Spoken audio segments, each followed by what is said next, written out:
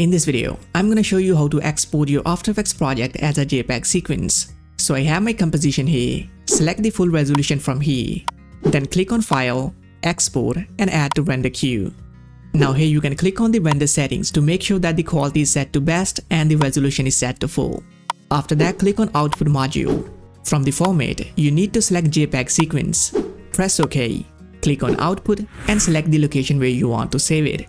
If you want After Effects to create a subfolder within your selected location, then checkmark this option, otherwise leave it unchecked. You can give your sequence a prefix name. Click on Save. Click on Render.